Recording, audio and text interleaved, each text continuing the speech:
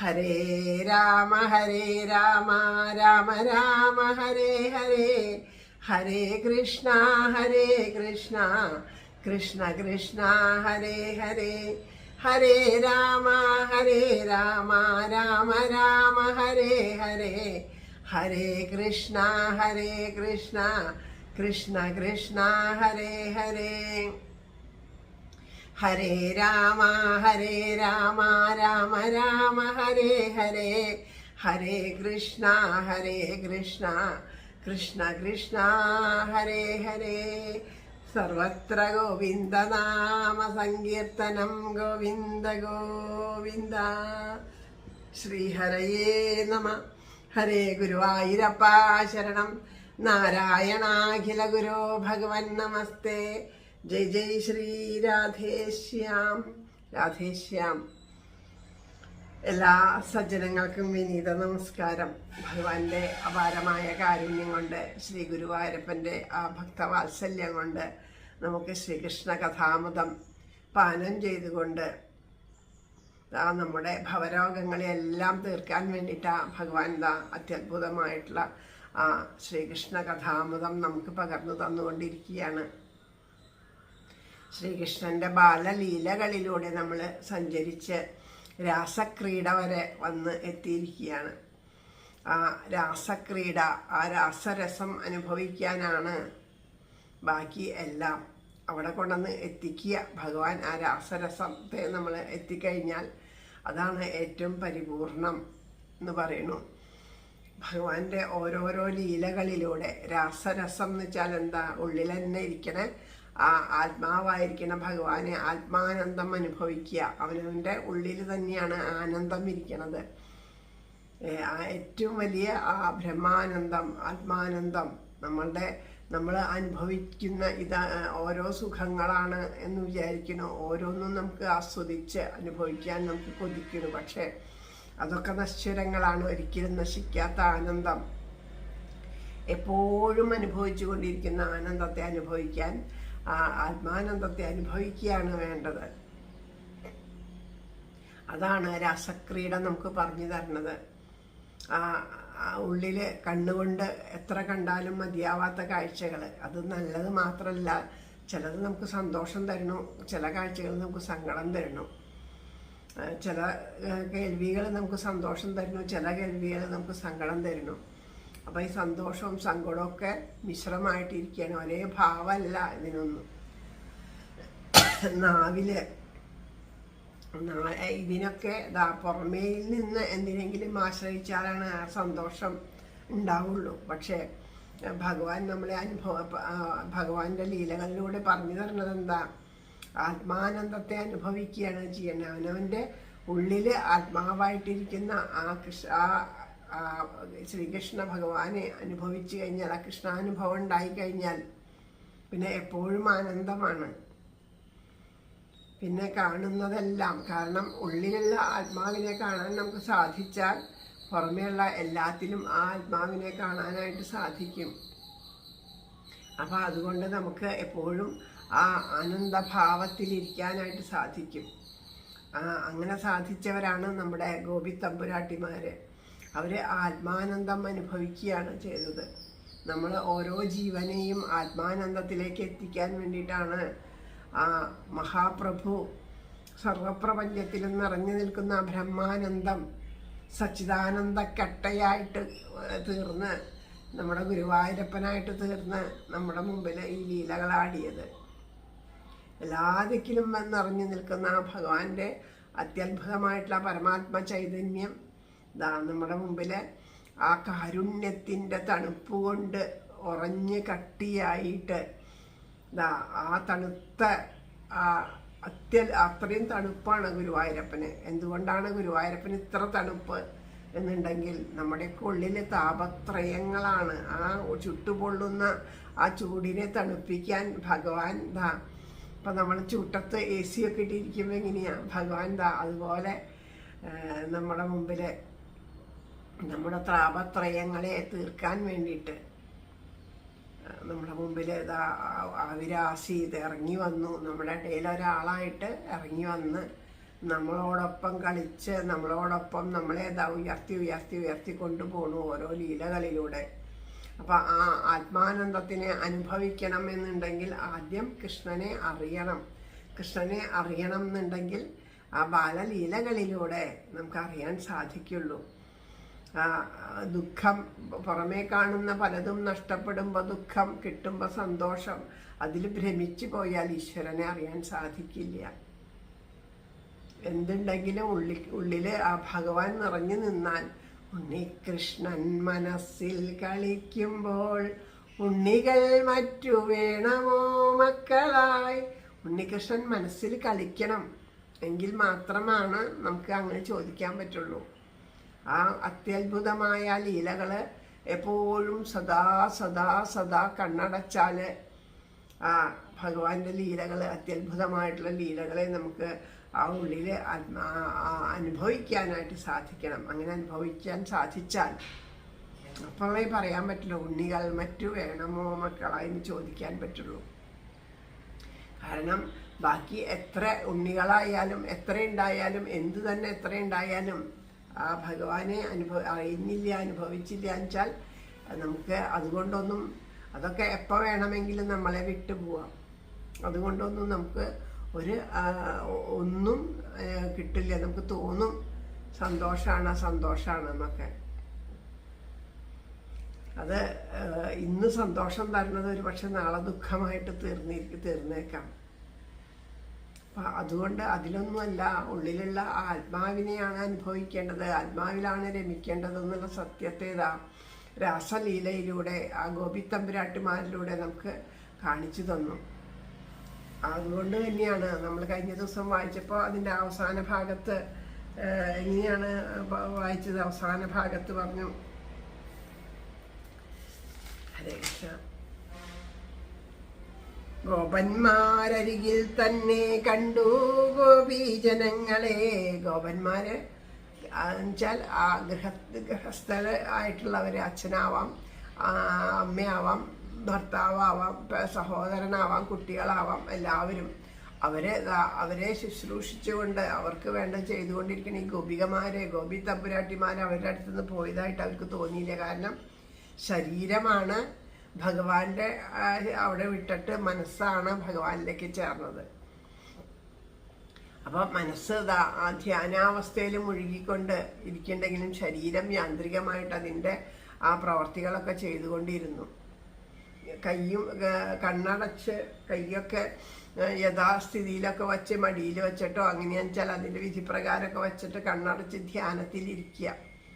എത്ര നേരം വേണമെങ്കിലും ആ ധ്യാനത്തിലിരിക്കാൻ സാധിക്കുക, അങ്ങനെയുണ്ട്. പക്ഷെ ഇവിടെ ഗോപികമാർക്ക് അങ്ങനെയല്ല.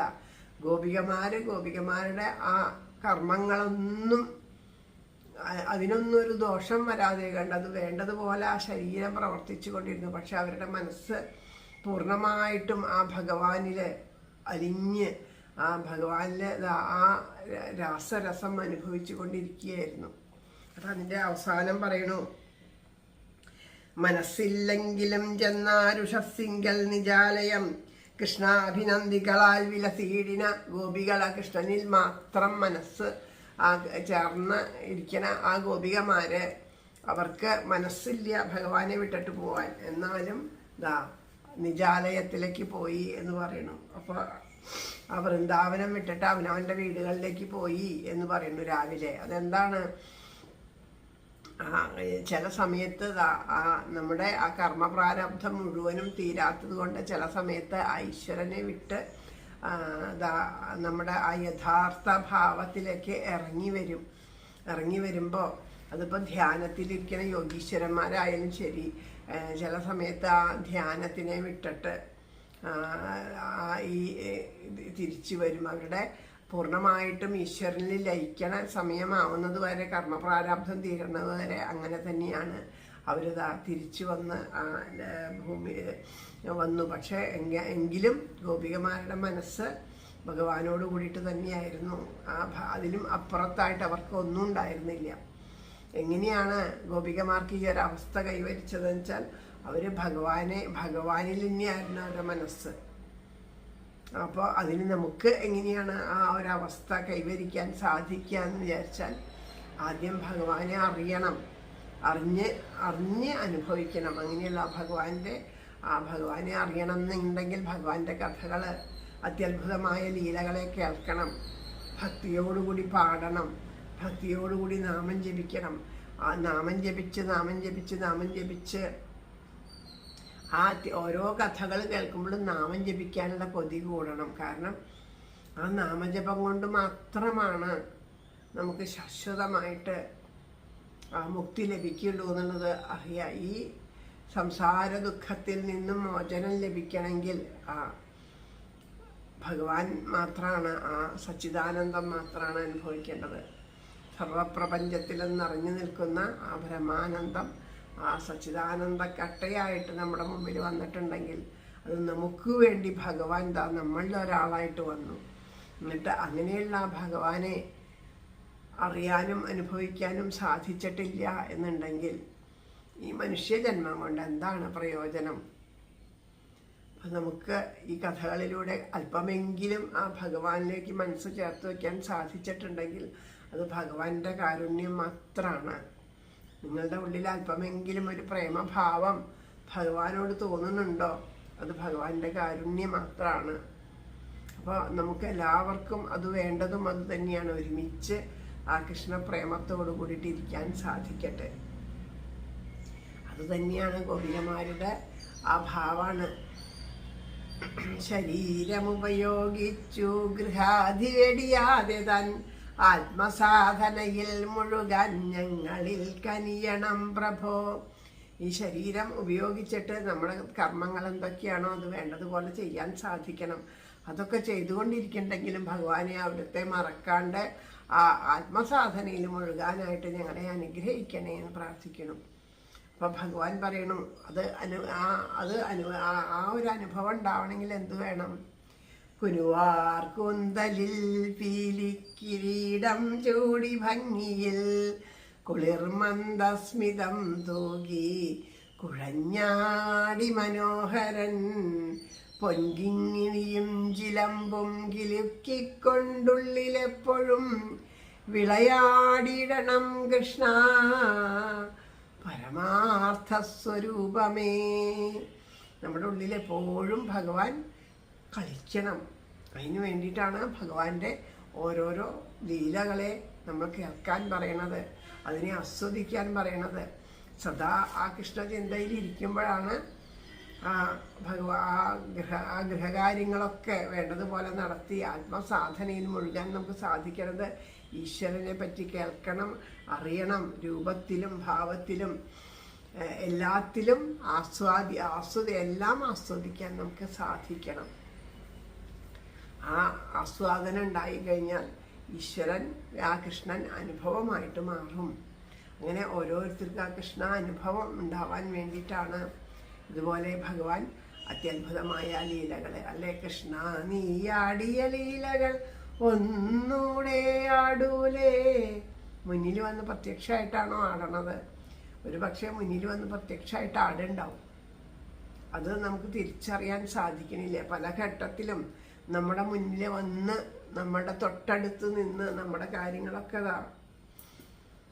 വേണ്ടതുപോലെ ആക്കി തരുന്നുണ്ടാവും. പക്ഷെ നമുക്കത് തിരിച്ചറിയാൻ പോലും സാധിക്കണില്ല. കാരണം നമ്മൾ വിചാരിക്കുന്ന രൂപഭാവത്തിലാവില്ല നമ്മുടെ മുമ്പിൽ വന്നിട്ടുണ്ടാവുക. ഏത് രൂപവും ഏത് ഭാവവും സ്വീകരിക്കാൻ ഭഗവാന് ഒട്ടും വിഷമമില്ല. അപ്പം നമുക്ക് ആ അത്ഭുതമായിട്ടുള്ള ഭഗവാന്റെ രൂപം, ആ രൂപത്തിനെ കാണാനുള്ളൊരു പവർ ഈ കണ്ണിനില്ലെങ്കിൽ നമ്മുടെ കണ്ണിന് എങ്ങനെയാണോ പവർ ആ രൂപത്തിനനുസരിച്ചിട്ട് വരും. അത് പക്ഷെ നമ്മുടെ ഏതെങ്കിലും ബന്ധുവിൻ്റെ രൂപത്തിലായിരിക്കും, ഏതെങ്കിലും സുഹൃത്തിൻ്റെ രൂപത്തിലായിരിക്കും, ചിലപ്പോൾ ഒരു വഴിപോക്കൻ്റെ രൂപത്തിലായിരിക്കും. ഏത് ഭാവത്തിലാണ് വരിക? ഭഗവാന്റെ സാന്നിധ്യം നമ്മളെ അറിയിക്കുക എന്ന് പറയാൻ പറ്റില്ല. ഇപ്പം ഗുരുവായൂർ ഉത്സവം നടന്നുകൊണ്ടിരിക്കുന്ന സമയമാണ്. ഈ ഉത്സവകാലത്ത്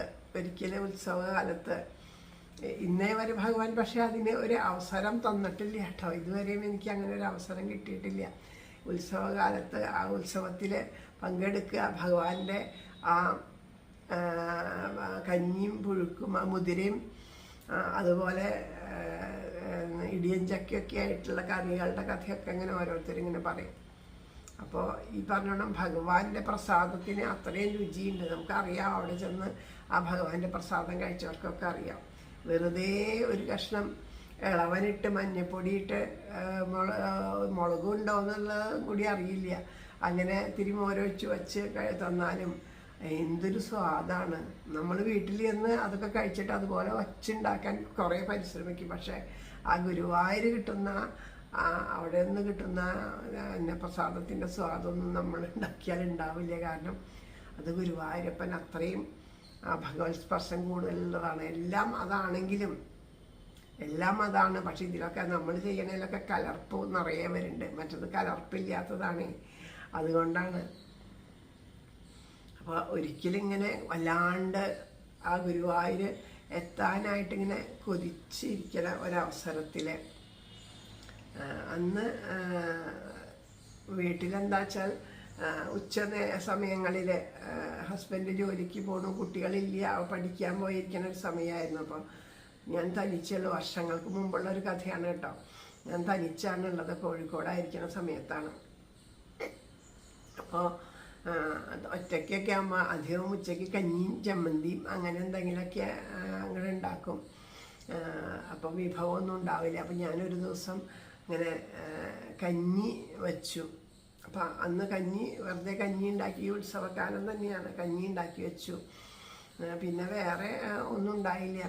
അപ്പോൾ ഈ ഒരു കഷ്ണം ഇടിയൻ ചക്ക കിട്ടി. അത് വെറുതെ ഇങ്ങനെ കഷ്ണങ്ങളാക്കിയിട്ട് മുറിച്ച് വെറുതെ ഒന്ന് വേവിച്ച് വെച്ചു. അത് വൈകുന്നേരത്തേക്ക് എന്തെങ്കിലും ചെയ്യാം എന്ന് വിചാരിച്ചിട്ടാണ് വേവിച്ച് വെച്ചത്. അപ്പോൾ ആ സമയത്ത് ഒരു ഭിക്ഷക്കാരൻ വന്നിട്ട് എന്നോട് ചോദിച്ചു, വിശന്നിട്ട് വയ്യ അമ്മ, ഭക്ഷണം തരുമെന്ന് ചോദിച്ചു. അപ്പം എനിക്ക് സങ്കടം, ഈ കഞ്ഞി കൊടുക്കണ്ടേ ഭഗവാനെ, എങ്ങനെയാണ് കഞ്ഞി കൊടുക്കുക? അപ്പം ഞാൻ അദ്ദേഹത്തിനോട് പറഞ്ഞു, കഞ്ഞിയാണ് ഇവിടെ ഉള്ളത്, അത് മതിയാവുമോ എന്ന് ചോദിച്ചു. ധാരാളം മതി എന്ന് പറഞ്ഞു. അപ്പോൾ കഞ്ഞി തന്നെ എങ്ങനെയാണ് കൊടുക്കുക, വേറെ ഒന്നുമില്ല, നമ്മൾ തന്നെയാകുമ്പോൾ എങ്ങനെയെങ്കിലും കഴിക്കും. ഞാൻ പറഞ്ഞു അദ്ദേഹത്തിനോട് അടുത്ത് ഉള്ള വീടുകളിലൊക്കെ ഒന്ന് പോയിട്ട് വന്നോളൂ, തരാട്ടോ എന്ന് പറഞ്ഞു. അപ്പോൾ അദ്ദേഹം വേഗം പോവുകയും ചെയ്തു. പോയി കഴിഞ്ഞ് ഞാൻ വേഗത്തിൽ ഈ ഇടിയൻ ചക്ക കൊണ്ട് ഒരു എങ്ങനെയോ അതൊക്കെ ഒരു കറി പോലെ നാളികേരമൊക്കെ ചേർത്ത് ഒരു പുഴുക്ക് പോലെ എങ്ങനെയോ ഉണ്ടാക്കിയത്. പെട്ടെന്ന് തന്നെ തേങ്ങ ചിരണ്ടി എടുത്ത് പെട്ടെന്ന് അതുണ്ടാക്കി. എനിക്ക് എന്താ അങ്ങനെ തോന്നിയെന്നൊന്നും എനിക്കറിയില്ല. അതുണ്ടാക്കി ഈ കഞ്ഞിയും ഈ ഇടിയൻ ചക്കയുടെ ഈ പുഴുക്ക് എന്ന് പറയാൻ പറ്റുമെന്നൊന്നും അറിയില്ല, അതും കൂടി അദ്ദേഹത്തിന് വച്ചു കൊടുത്തു. അപ്പം അത് കഴിച്ച് ഇങ്ങനെ ഇരിക്കണതിൻ്റെ ഇടയിൽ കൂടെ ആള് പെട്ടെന്ന് ഇങ്ങനെ വാവിട്ട് കരയാൻ തുടങ്ങി, വല്ലാത്തൊരു കരച്ചിൽ. അപ്പം എന്താ എന്ന് ഞാൻ കുറേ ചോദിക്കുന്നുണ്ട്. അപ്പോൾ തമിഴാണ് സംസാരിക്കണത്. അപ്പോൾ ഒന്നുമില്ല എന്നിങ്ങനെ പറയുന്നുണ്ട്. അപ്പം അവനല്ല എന്താ കരയണേ, എന്താ വിഷമം എന്ന് അദ്ദേഹത്തിനോട് ചോദിച്ചപ്പോൾ എന്നോട് പറഞ്ഞു, ഞാൻ ഇന്ന് ഗുരുവായൂർ പോകാനിരുന്നതാണ്. ഞാൻ എല്ലാ വർഷവും ഉത്സവകാലത്ത് ചോദിച്ച് നടക്കുന്ന ഒരു ഭിക്ഷക്കാരനാണ് കേട്ടോ പറയണത്. ഞാൻ എല്ലാ വർഷവും ഗുരുവായൂർ ഉത്സവത്തിന് അവിടെ പോകും. അപ്പോൾ എനിക്ക് കിട്ടുന്ന പൈസ അതിനായിട്ട് സൂക്ഷിച്ചു വയ്ക്കും. ബസ്സിനൊക്കെ പോകാനായിട്ട് പൈസ വേണമല്ലോ. അപ്പോൾ അതിന് സൂക്ഷിച്ചു വെച്ചിട്ട് ഞാൻ ആ ഗുരുവായൂർ ഉത്സവകാലത്ത് പോയിട്ട് അവിടെ 2-3 ദിവസം ഞാൻ ഗുരുവായൂരായിരിക്കും ഉണ്ടാവുക. അപ്പോൾ ഇത്തവണയും അതിന് പോകാൻ വേണ്ടിയിട്ട് ഞാൻ പൈസയൊക്കെ എടുത്തു വച്ചിട്ട് ഞാൻ അതും വെച്ച് അവിടെ കിടന്നുറങ്ങി. രാവിലെ എണീറ്റ് നോക്കിയപ്പോൾ ആ പൈസയുടെ സഞ്ചി ആരോ എടുത്തിട്ട് പോയി. അത് കാരണം എനിക്ക് ഗുരുവായൂരപ്പൻ്റെ അടുത്തേക്ക് പോകാൻ പറ്റിയില്ല അമ്മ എന്ന് പറഞ്ഞിട്ടാണ് കരയണത്. അപ്പോൾ എനിക്ക് വല്ലാത്ത വിഷമായി, ഇദ്ദേഹത്തിന് പോകാൻ പറ്റിയില്ലല്ലോ. സാമ്പത്തികമായിട്ട് ഇപ്പോൾ അദ്ദേഹത്തിന് വണ്ടിക്കൂലി കൊടുക്കാന്ന് വെച്ചാൽ സത്യം പറയുകയാണെങ്കിൽ അതിനുള്ള പൈസയൊന്നും എൻ്റെ കയ്യിൽ അപ്പം ഉണ്ടായിരുന്നില്ല. അപ്പോൾ എനിക്ക് വല്ലാത്തൊരു പ്രയാസമായി. ഒരു 50 രൂപയൊക്കെ ഒന്ന് കൊടുത്തു എന്നുള്ളത് കൊണ്ട് വേണമെങ്കിൽ അവിടെ എത്തിപ്പെടാൻ പറ്റിയിരിക്കും. എന്നാലും അതുപോലും തൽക്കാലം എൻ്റെ കയ്യിൽ ഉണ്ടായിരുന്നില്ല എന്നുള്ളതാണ് വാസ്തവം. അപ്പോൾ അത് കഴിഞ്ഞപ്പോൾ പറഞ്ഞു, ഇപ്പോൾ സാരമില്ല, വിഷമിക്കേണ്ട, ഭഗവാൻ ഒരു വഴി ഉണ്ടാക്കി തരുന്നു എന്ന് പറഞ്ഞു. ഇല്ല അമ്മ, ഞാനിപ്പോൾ കരഞ്ഞത് സന്തോഷം കൊണ്ടാണ് കരഞ്ഞത്. ഞാനിതാ ഇത് ഈ കഞ്ഞിയും ഇത് അവിടെ ചെന്നാൽ അപ്പോൾ ഈ കഞ്ഞിയും ഇങ്ങനെ ഉള്ളതാണ്, കറിയാണ് കിട്ടുക. ഇതിപ്പോൾ ഗുരുവായൂർ കഴിക്കുന്ന അതേ രുചി ഈ കഞ്ഞിക്കും പുഴുക്കിനും ഉണ്ടെന്ന് പറയാണ്. അപ്പോൾ അത് കഴിച്ചപ്പോൾ ഗുരുവായൂരിക്കണം അതുപോലെ തോന്നി. ഗുരുവായൂരപ്പൻ ഉണ്ട് ഇവിടെ, ഗുരുവായൂരപ്പൻ ഇവിടെ ഉണ്ട്, അമ്മയുടെ കൂടെ ഉണ്ട് എന്ന് അദ്ദേഹം പറഞ്ഞു. അദ്ദേഹത്തിൻ്റെ മനസ്സിലെ ഭക്തിയാണ് അദ്ദേഹത്തിന് അത് അത്രയും രുചി ഉണ്ടാക്കിയത്. എനിക്കറിയാം, അതിനുശേഷം നമ്മളും കഴിച്ചതാണ്. അതിന് അത്ര വലിയ രുചി ഉണ്ടോ എന്ന് ചോദിച്ചാൽ അത്ര വലിയ രുചിയില്ല. പക്ഷെ അദ്ദേഹത്തിന് ആ ഒരു ഭക്തിഭാവം, ഭഗവാനോടുള്ള ഭക്തിഭാവം അപ്പോൾ അത് അനുഭവിക്കാനായിട്ട് സാധിച്ചു. നമ്മുടെ അടുത്തും പറയണു, എവിടെയായാലും മനസ്സുകൊണ്ട് ചിന്തിച്ചാൽ അതാ ഭഗവാൻ കൂടെ ഉണ്ട് എന്ന് ആ സാധുവിലൂടെ നമ്മളെ മനസ്സിലാക്കി തരികയാണ്. എന്നിട്ട് അദ്ദേഹം പോണ സമയത്ത് എൻ്റെ കയ്യിലുള്ള ഒരു 20 രൂപ അദ്ദേഹത്തിന് യാത്ര എന്തെങ്കിലും ആരെങ്കിലുമൊക്കെ ഇതുപോലെ തരും, എടുത്തു വെച്ചോളൂ, എന്തായാലും ഉത്സവകാലം കഴിയുന്നതിന് മുമ്പ് ഗുരുവായൂർക്ക് പോകാൻ പറ്റുന്നവന് കൊടുത്തപ്പോൾ വേണ്ട അമ്മ, പോതും, ഇത് തന്നെ പോതും, ഇവിടെ ഇത് എവിടുന്നും കിടക്കില്ല എന്നൊക്കെ പറഞ്ഞ് അത്രയും സന്തോഷത്തിലെ ഒരു അനുഭവം. ഇന്നെന്താ എനിക്ക് അത് ഓർമ്മ വന്നു. അപ്പോൾ ഗുരുവായൂരപ്പൻ ഒന്നല്ലെങ്കിൽ ഇത്രയും കാലമായിട്ട്, അന്ന് ആ സംഭവം കഴിഞ്ഞിട്ട് ഇത്രയും കാലമായിട്ട് പോലും ഇന്ന് പോലും ഇതുവരെയും ഞാൻ ആ ഗുരുവായൂരപ്പൻ്റെ അടുത്ത് പോയിട്ട് ആ കഞ്ഞിയും പുഴുക്കും കഴിക്കാനുള്ള ഒരു ഭാഗ്യം എനിക്ക് ഉണ്ടായിട്ടില്ല കേട്ടോ. അപ്പം ഈ വർഷം എന്തായാലും പോവാം, എങ്ങനെയായാലും പോവാം എന്നാഗ്രഹിച്ച് ഇരുന്നതാണ്. ആഗ്രഹിച്ചിരുന്ന സമയത്ത് ദാ ഇപ്പം ഇങ്ങോട്ട് പോന്നു, മകൻ്റെ അടുത്തേക്ക് പോന്നു. അപ്പോൾ അത് കാരണം കൊണ്ട് ഇനിയിപ്പോൾ ഞാൻ തിരിച്ചു ചെല്ലുമ്പോഴേക്കും ആ ഉത്സവം കഴിഞ്ഞിട്ടുണ്ടാവും.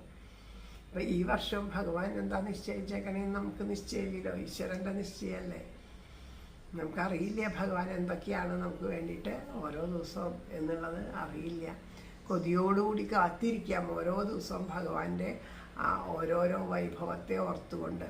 അപ്പോൾ നമുക്കറിയില്ല ഏത് രൂപത്തിലാണ് ഭഗവാൻ നമ്മുടെ അടുത്തേക്ക് വരിക. അന്ന് എൻ്റെ അടുത്തേക്ക് വന്നത് ആ ഭിക്ഷക്കാരൻ്റെ രൂപത്തിൽ വന്നു ഭഗവാൻ. എന്നിട്ടത് ആ സ്വീകരിച്ചു. അത് സ്വീകരിച്ചു കഴിഞ്ഞപ്പോൾ ആ ഒരു അന്നത്തിനെ സ്വീകരിച്ചിരിക്കുന്നു ഭഗവാൻ. ഞാൻ കൂടെ ഉണ്ടെന്ന് പറഞ്ഞിരിക്കുന്നു. നമ്മൾ ഒക്കെ വിചാരിക്കുന്നു വലിയ വലിയ കഥകൾ പറയുന്ന ആൾക്കാർക്ക്, വലിയ വലിയ നിലയിലിരിക്കുന്ന ആൾക്കാർക്ക് നമ്മൾ ഈശ്വരോപാസന ചെയ്യണവരാണ്, ഭക്തന്മാരാണെന്ന് വിചാരിക്കണവരുടെ ഉള്ളിലൊന്നുമല്ല ഭക്തി ഉണ്ടാവുക. അപ്പം ആ ഒരു ഭിക്ഷക്കാരൻ്റെ ഉള്ളിലാണ് ഏറ്റവും കൂടുതൽ, നമ്മളുടെ ഉള്ളിലേക്കാളും കൂടുതൽ ഈശ്വരൻ നിറഞ്ഞു നിൽക്കണത്. അദ്ദേഹം അതിന് അവിടെ ചെന്ന് താമസിക്കാൻ വേണ്ടിയിട്ട് അവിടെ ചെന്ന് ഭഗവാന് അവിടെ വെറുതെ ചെല്ലല്ല, അവിടെ ചെന്ന് ഭഗവാന് കാണിക്കയിടും.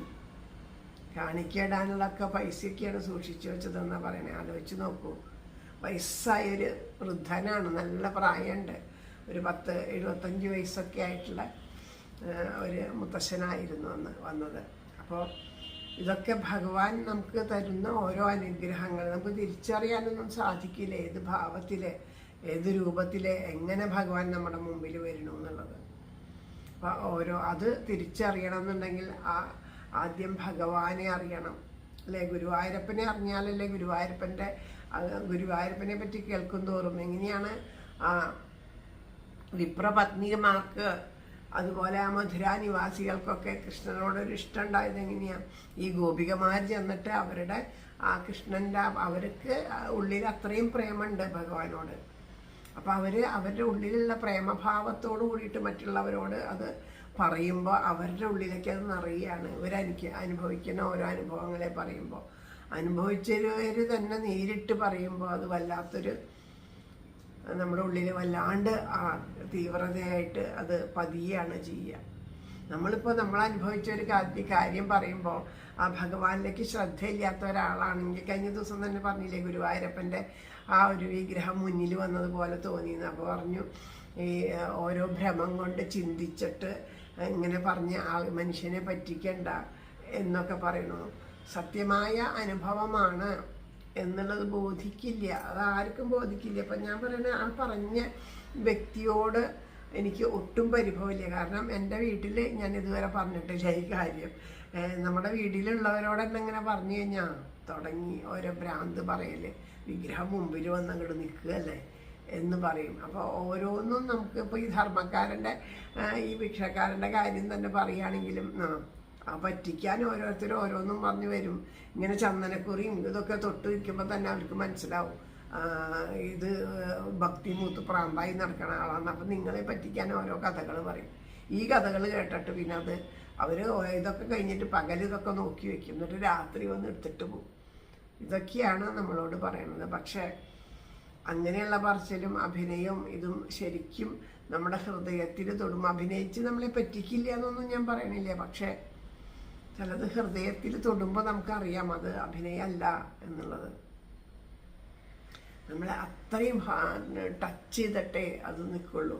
ചിലവർ എത്ര അഭിനയിച്ചാലും നമുക്ക് ഒരു റിജക്റ്റ് ഉണ്ടാവും. വേണ്ട, ഇത് ശരിയാവില്ല, ഇത് വേണ്ട, ഇത് വേണ്ട എന്നൊരു റിജക്റ്റ് ഉണ്ടാവും. അത് അവസാനം അങ്ങനെ തന്നെയാണ് വരിക. കാരണം ആ അഭിനയത്തിന് ആ പ്രേമം ഉള്ളിലുണ്ടെങ്കിലുള്ളൊരവസ്ഥയും അതിനെ അഭിനയിക്കുമ്പോൾ ഉണ്ടാവുന്ന ഒരവസ്ഥയും തമ്മിൽ നല്ല വ്യത്യാസമുണ്ട്.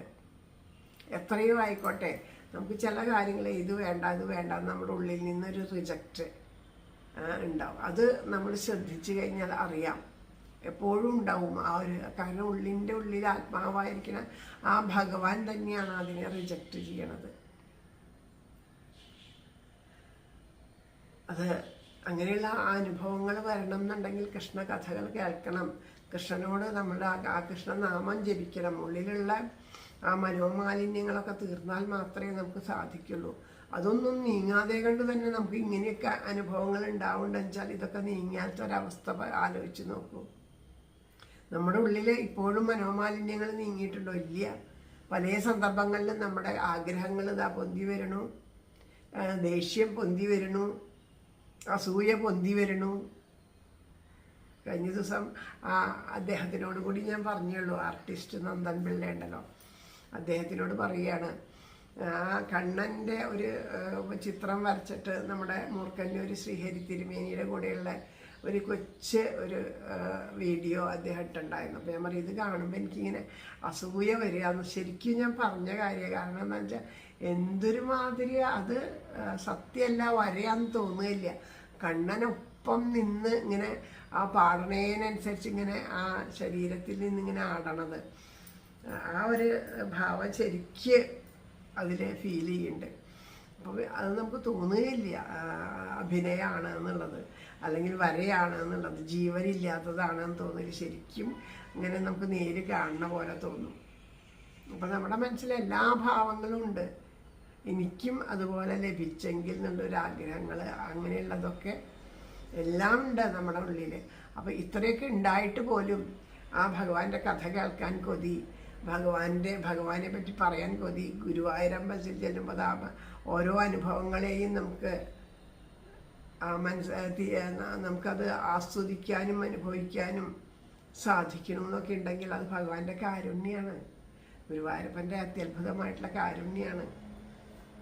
നമുക്ക് എന്തായാലും ഇന്നത്തെ ആ ഭാഗത്തിലേക്ക് കടക്കാം. ഹരേ കൃഷ്ണ. ഇനി അടുത്ത ഭാഗം മറ്റൊരു കഥയായിട്ടാണ്. ഇനി അടുത്ത ഭാഗം ഇപ്പോൾ രാസലീല അവിടെ സമർപ്പിച്ചു. ഇനി അടുത്ത കഥ മറ്റൊരു ഭാഗമാണ്. അത് എന്താ വെച്ചാൽ ഭഗവാന്റെ കാരുണ്യത്തിൻ്റെ ഭാഗമാണ്. നമ്മൾ ഭഗവാനെ ചിന്തിക്കാതെ കണ്ട് ലൗകികമായിട്ടുള്ള ആസക്തിയിലൂടെ മുഴുകിയിട്ട് ഇങ്ങനെ നടക്കുകയാണെന്നുണ്ടെങ്കിൽ നമ്മൾ ഒന്നും ചെയ്യണില്ലെങ്കിലും വലിയ ഭഗവാന്റെ കാരുണ്യം ഏതെങ്കിലും വിധത്തിൽ, ചിലപ്പോൾ രോഗമായിട്ടാവാം, ദുരിതമായിട്ടാവാം, ഏതെങ്കിലും വിധത്തിൽ ഭഗവാന്റെ കാരുണ്യം നമ്മുടെ അടുത്തേക്ക് അങ്ങോട്ട് വരും. അത് വരുമ്പോൾ നമ്മൾ അറിയാണ്ട് ആ ഭഗവാനെ ആലോചിച്ച് പോണു, ആ ഭഗവാന്റെ നാമം ജപിക്കാൻ തോന്നണു, ഭഗവാന്റെ കഥകൾ കേൾക്കാൻ തോന്നണു. അങ്ങനെ വന്ന് ഭഗവാൻ നമ്മളെ വന്ന് ഇങ്ങോട്ട് വന്ന് രക്ഷിക്കും. അതിന് വേണ്ടിയിട്ടാണല്ലോ ഭഗവാൻ അങ്ങനെ ഇനിയാണല്ലോ ചെയ്തേക്കണത്. അവിരാസീത് ഇങ്ങോട്ട് വരികയാണല്ലോ ചെയ്തേക്കണത്. അപ്പം ഇങ്ങോട്ട് വന്ന് രക്ഷിക്കും. അങ്ങനെയുള്ള ആ കഥാഭാഗങ്ങളാണ് അടുത്ത ഭാഗം. ശ്രീകൃഷ്ണ കഥാമൃതം തുടങ്ങാം. സർവത്ര ഗോവിന്ദ നാമ സങ്കീർത്തനം, ഗോവിന്ദ ഗോവിന്ദ. അധപ്പതിച്ചു മാഴിയിടും ഏതു ജീവനെയും വിഭു അനുഗ്രഹിപ്പാനങ്ങോട്ടു ചെന്നു സന്ദർഭമേകിയും കാലദേശങ്ങൾ ഉൾക്കാമ്പിൽ മറക്കാതോർമ്മ വെച്ചുടൻ കാത്തുരക്ഷിച്ച കാരുണ്യ കഥയൊന്നുര ചെയ്തിടാം. പരീക്ഷത്തിനോട് പറയണു, ഇനി ഇത് അടുത്ത കഥ പറയാണ്. ഒരു നാൾ ഉത്സവം കാൺമാൻ ഗോപന്മാർ കൗതുകത്തിനാൽ കാളവണ്ടികളിൽ കയറി പുകിനാൻ അംബികാവനം. അപ്പോൾ ആ അംബികാവനത്തിലേക്ക് പോവുകയാണ്. ഒരു ദിവസം ഉത്സവത്തിന് വേണ്ടിയിട്ട് ഗോപന്മാരെല്ലാവരും, ശ്രീകൃഷ്ണ ഭഗവാനും ഗോപന്മാരെല്ലാവരും കൂടിയിട്ട് അംബികാവനത്തിൽ പോണു. അത് സരസ്വതീ നദീ സ്നാനം ചെയ്തുടൻ ഭക്തിപൂർവകം ഉമാമഹേശ്വരന്മാരെ പൂജിച്ചു വിധി പോലവേ. വിപ്രർക്കു പണവും പട്ടും നൽകി നിന്നു പലേവരും പശുദാനങ്ങളും ചെയ്തു ഭഗവൽ പ്രീതികാംക്ഷികൾ. തീർത്ഥം സേവിച്ചു വന്നാറ്റിൻകരയ്ക്കൽ അവരേവരും ശിവരാത്രി ഉറങ്ങാതെ കഴിച്ചു ഭാഗ്യശാലികൾ. അപ്പം ശിവരാത്രി നോൽക്കാനാണ് അവരിതാ അംബികാവനത്തിലേക്ക് പോയത്. അവിടെയുള്ള ഉമാമഹേശ്വരന്മാരുടെ ക്ഷേത്രത്തിൽ നിന്ന് പൂജിച്ച് വേണ്ടതുപോലെ ആ സരസ്വതി നദിയിൽ സ്നാനം ചെയ്ത് വേണ്ട പോലെയൊക്കെ അതാ പൂജിച്ചിട്ട് വിപ്രന്മാർക്കൊക്കെ അതാ ദാനം ചെയ്യണു. ഓരോരുത്തർക്കും സൗകര്യം അവരവരുടെ വിധി കയ്യിലുള്ളതുപോലെ അതാ ദാനം ചെയ്യണു, പശുദാനം ചെയ്യണു. അങ്ങനെയൊക്കെ എല്ലാവരും എന്തിനു വേണ്ടിയിട്ടാണ്? ഭഗവാൻ സന്തോഷിക്കണം എന്നുള്ള ഭാവത്തോടു കൂടിയിട്ട്, അല്ലാണ്ട് അവർക്ക് ഒന്നും വേണ്ടിയിട്ടല്ല. ഭഗവാന്റെ പ്രീതി ഉണ്ടാവുക, ഈശ്വരൻ സന്തോഷിക്കട്ടെ, ഉമാമഹേശ്വരന്മാർ സന്തോഷിക്കണം എന്നുള്ള ഭാവത്തിലാണ് ചെയ്തത്. അങ്ങനെ ശിവരാത്രിയിൽ ഉറങ്ങാണ്ട് അവര് ആ പുഴയുടെ കരയിൽ, അവിടെ ഉള്ള ആറ്റിൻ്റെ കരയിൽ അവിടെ എവിടെയൊക്കെ ഇങ്ങനെ ഓരോ ഇരുന്ന് നാമം ജപിച്ച് ഓം നമഃ ശിവായ ജപിച്ചുകൊണ്ട് ഓരോരുത്തരും ഇരുന്നു. കണ്ണനും ഇരുന്നു, ഒരു സ്ഥലത്തിരുന്ന് ഓം നമഃ ശിവായ ജപിക്കാൻ തുടങ്ങി. അങ്ങനെ ഇരിക്കുന്ന സമയത്ത് പെരുമ്പാമ്പൊന്നിഴഞ്ഞെന്തോ പുണ്യത്താൽ അണഞ്ഞുടൻ ഉറങ്ങിപ്പോയ നന്ദന്റെ കഴുത്തോളം വിഴുങ്ങിനാൻ. അപ്പൊ അങ്ങനെ ആ ഏകാശി രാത്രി ഉറങ്ങാണ്ട് ഇങ്ങനെ ഇരിക്കുകയായിരുന്നു. പക്ഷെ അതിൻ്റെ ഇടയ്ക്ക് നന്ദഗോപുരം ഒന്നും മയങ്ങിപ്പോയി. ഉറക്കത്തിൽ ആ ഒന്നിങ്ങനെ ഈശ്വരനെ ധ്യാനിച്ച് ഇരുന്ന് കണ്ണിങ്ങനെ അടഞ്ഞുപോയി, ഒന്നും മയങ്ങിപ്പോയി. ആ സമയത്ത് ഒരു പെരുമ്പാമ്പ് വന്നിട്ട് ആ നന്ദഗോപരെ വിഴുങ്ങി. നന്ദഗോപരുടെ കഴുത്ത് വരെ അങ്ങോട്ട് എത്തി എന്നുള്ളതാണ്. അപ്പോൾ പെട്ടെന്ന് ഉറക്കത്തിൽ ഉണർന്ന് നോക്കിയപ്പോണ്ട് ആ പെരുമ്പാമ്പ് തന്നെ വിഴുങ്ങാണ്. അപ്പൊ അദ്ദേഹം ഉണ്ണിയെ വിളിച്ചുറക്കെ ചൊല്ലി ഇങ്ങനെ, കൃഷ്ണ കൃഷ്ണ പെരുമ്പാമ്പിൻ വായിൽ നിന്ന് വിടിക്കണേ. ഗോപന്മാർ നിലവിളി കേട്ടെണീറ്റോടി വന്നുടൻ തീക്കൊണ്ണുള്ളി കൊണ്ടു താൻ തല്ലി തങ്ങൾക്കാവുന്ന മാതിരി. മെയ്യാകെ പൊള്ളിയും അവൻ വിട്ടിടാകെ മഹാപ്രഭു ഓടിയെത്തിയതിൻ വാലിൻ തൊട്ടാൽ തൃപ്പാദധാരിനാൽ. അപ്പോൾ കരച്ചില കേട്ട കൃഷ്ണ കൃഷ്ണ രക്ഷിക്കണേ രക്ഷിക്കണേ എന്ന് പറഞ്ഞാ കരയണു നന്ദഗോപരെ. അപ്പോൾ ആ സമയത്ത് ഗോപന്മാരൊക്കെ ഓടി വന്നിട്ട് തീപ്പന്തങ്ങളെ ഈ പെരുമ്പാമ്പിനെ അടിച്ചു നോക്കി. അപ്പോൾ അത് വിടണമൊന്നുമില്ല. അപ്പോഴേക്കും കൃഷ്ണൻ ഓടി വന്നു. ഉപദ്രവിക്കരുത്, ഒരു ജീവി എന്തിനാ ഉപദ്രവിക്കരുത് എന്ന് പറഞ്ഞിട്ട് നീങ്ങി നിൽക്കുമെന്ന് പറഞ്ഞിട്ട് എല്ലാവരെയും മാറ്റി നിർത്തിയിട്ട് ആ പാമ്പിൻ്റെ കാലിലൊന്ന് തൊട്ടപ്പോഴേക്കും ആ ഭഗവാൻ ഒന്നങ്ങോട്ട് തൊട്ടു. മുകുന്ദചരണാംബോജസ്പർശത്താൽ പാപമൊക്കെയും നീങ്ങി മിന്നിയുടൻ വിദ്യാധരനായി അതിപുണ്യവാൻ. ഭഗവാന്റെ പാദം തൊട്ട വഴി ആ പാമ്പ് തൻ്റെ ആ സർപ്പത്തിൻ്റെ ആ സ്വരൂപം വെടിഞ്ഞിട്ട് ഒരു വിദ്യാധരനായിട്ട് മാറി. അപ്പം ആ സമയത്ത് നമസ്കരിച്ചെഴുന്നേറ്റു രത്നമാലയണിഞ്ഞവൻ കൈകൂപ്പി നിൽക്കെ ചോദിച്ചാൻ ഏതിനും സാക്ഷിയായവൻ. ഭഗവാൻ അറിയാണ്ടൊന്നുമല്ല, എന്നാലും ഭഗവാൻ അറിയാത്ത പോലെ ചോദിക്കുന്നു ആ വിദ്യാധരനോട്. അതിസൗന്ദര്യമാർന്നീടും അങ്ങി വൻ കാട്ടിലീ വിധം പെരുമ്പാമ്പാവുകാൻ ആകുവാൻ മൂലം അറിഞ്ഞീലാ സുദർശന. അപ്പോൾ പറയണു, എന്തൊരു ഭംഗി അങ്ങേ കാണാൻ, ഈ കാട്ടിൽ എങ്ങനെയാ പാമ്പായിട്ട് അങ്ങ് വന്നേ സുദർശന എന്നാണ് ഭഗവാൻ വിളിക്കുന്നത്. കാരണം അത്രയ്ക്ക് സൗന്ദര്യമുണ്ട്. അതുകൊണ്ട് സുദർശന, നല്ല ഭംഗിയുള്ളവനെ, നല്ല ദർശനം തരുന്നവനെ എന്നിട്ട് വിളിക്കണം. സുദർശന അങ്ങ് എങ്ങനെയാണോ വന്നത് എന്ന് ചോദിക്കണം. അപ്പൊ പറയണു, തൃക്കാലത്രയും അവൻ താണുമെല്ലയുണർത്തിനാൾ അടിയങ്ങൾക്കു പേരോർക്കിൽ അതുതന്നെ സുദർശനൻ. അപ്പൊ പറഞ്ഞു, എൻ്റെ പേര് ശരിക്കും സുദർശനൻ എന്ന് തന്നെയാണ്. സർവജ്ഞനാകും അവിടേക്കറിയാമേതുമെങ്കിലും ചൊല്ലുന്നേ ഞാൻ ജാതിയെങ്കിൽ ഒരു വിദ്യാധരൻ വിഭോ. ധനവും വിദ്യയും സൗന്ദര്യവും ആരോഗ്യവും പ്രഭോ അവിടന്നേകിയെന്നാലും ആയതോർമ്മിച്ചിടാതെ ഞാൻ വിമാനങ്ങളിലും മറ്റും മുലാത്തിക്കൊണ്ടു നിർഭയം ചുറ്റിത്തിരിഞ്ഞുകൊണ്ടങ്ങിങ് ആയുഷ്കാലം കഴിക്കവേ. തപസ്സാലുടനൊട്ടേറെ ചടച്ച മുനിവര്യരെ ജനകന്റെ സഹസിങ്കൽ അഷ്ടാവക്രമഹാമുനി അരുളിച്ചെയ്തു കേട്ടുള്ളതോർമ്മിച്ചിടാതെ ഗർവിനാൽ ഹസിച്ചു പോയൻ പാപത്താൽ പാമ്പായി തീർന്നതിൻ ഫലം. അപ്പൊ പറഞ്ഞു, അങ്ങക്കെല്ലാം അറിയുന്നതാണ്, അങ്ങയോടൊന്നും പറയേണ്ട ആവശ്യമില്ലെങ്കിലും ഞാനിതാ പറയണു, ലോകോപകാരാർത്ഥമായിട്ട് പറയണു. എൻ്റെ പോലെയുള്ള അബദ്ധം മറ്റുള്ളവർക്ക് പറ്റരുത്. അതാണ് മഹാത്മാക്കളുടെ മഹത്വം. അവർക്ക് ഒരു തെറ്റ് പറ്റിയാൽ അവരത് തെറ്റുപറ്റി എന്നങ്ങോട്ട് സമ്മതിക്കും. ആ തെറ്റിനെ അവർ മറ്റുള്ളവരോട് പറയും. കാരണം എനിക്ക് പറ്റിയ തെറ്റ് ഇനി നിങ്ങൾക്ക് പറ്റരുത്, എനിക്കൊരബദ്ധം പറ്റിയത് മറ്റുള്ളവർക്ക് അങ്ങനെ അബദ്ധം പറ്റരുത് എന്നുള്ള ഭാവം. അത് അല്ലാത്തവരെങ്ങനെ എത്ര തെറ്റാണ് ചെയ്തതെന്ന് അവനവൻ്റെ ഉള്ളിൻ്റെ ഉള്ളിൽ നല്ല ബോധ്യം ഉണ്ടെങ്കിലും സമർത്ഥിച്ച് ഞാൻ ചെയ്തത് തെറ്റല്ല എന്ന് പറഞ്ഞ് സമർത്ഥിക്കാൻ നിൽക്കും. അങ്ങനെയുള്ള മൂഢന്മാരെ. ഇപ്പോൾ മഹാത്മാക്കളായവരിതാ ഇങ്ങനെ പറയണു.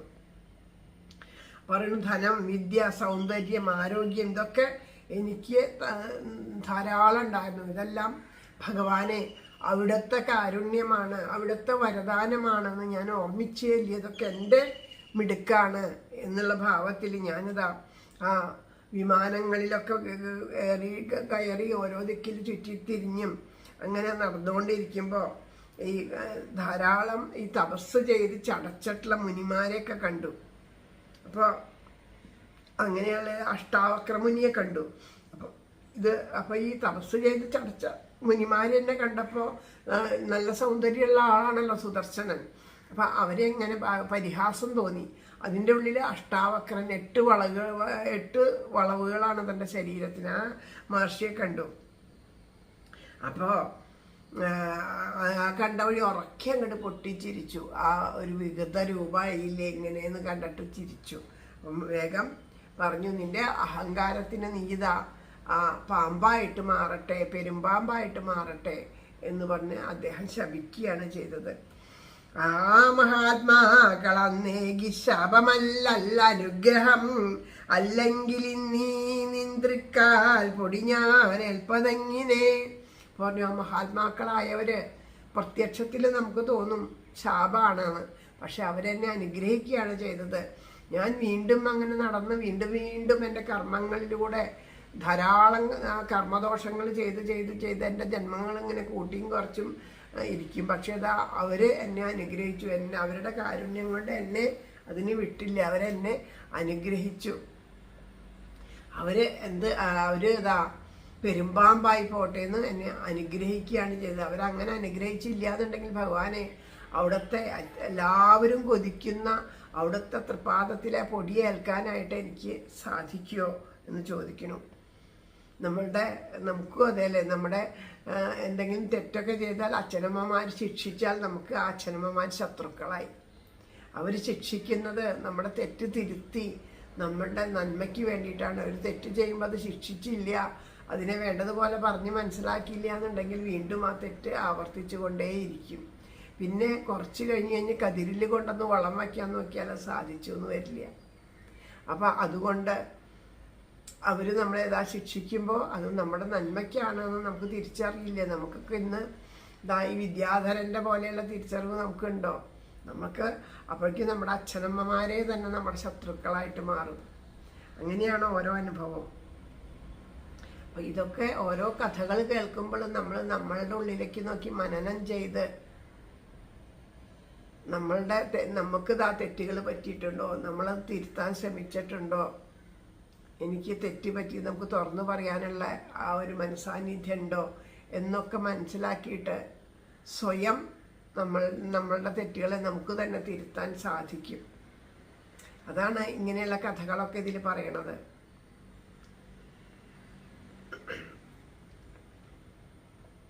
പരിപാവനമൂർത്തേ നിൻകനിവാൽ പാപമറ്റ ഞാൻ വിൻപൂകിയാലും നിന്തൃക്കാലോർക്കായി വരേണം എപ്പോഴും പുറം കാണുകിലെമ്മട്ടിൽ മഹത്വമറിയും പ്രഭോ അതിനാൽ ആരെയും മേലാൽ നിന്ദിപ്പാൻ തോന്നിടായിനി എന്നല്ല കൃഷ്ണ നിൻ പുണ്യനാമത്തിൽ മധുരധ്വനി വിണ്ണിലും ചേർപ്പതിന്നിവന് അനുജ്ഞയരുളീടണം പറയണു ഭഗവാനെ. അവിടുത്തെ കനുകൊണ്ടാണ് എനിക്കിതാ പൂർവ്വസ്ഥിതിയിലാവാൻ കഴിഞ്ഞത്.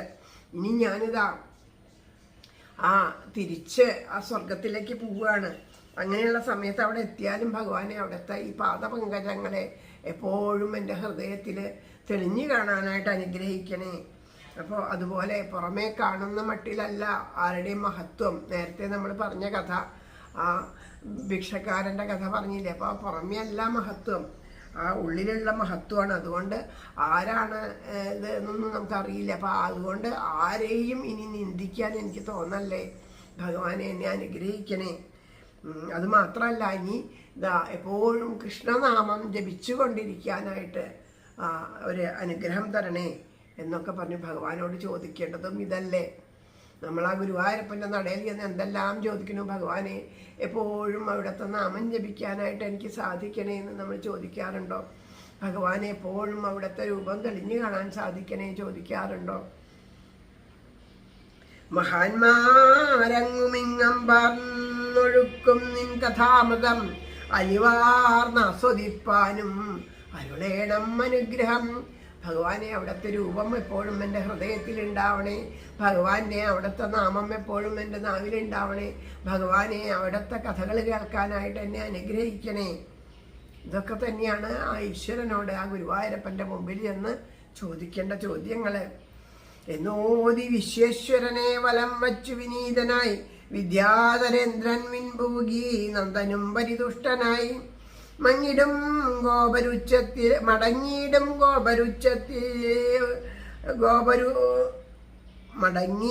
ഗോപരുരച്ചു തമ്മിൽ തീക്കൊള്ളിയാൽ തല്ലിയനങ്ങിടാത്തോൻ കൃഷ്ണന്റെ കാൽ കൊണ്ടു തൊടുമ്പോഴേക്കും കണ്ടീലയോ നമ്മള് ഇതാം പ്രഭാവം.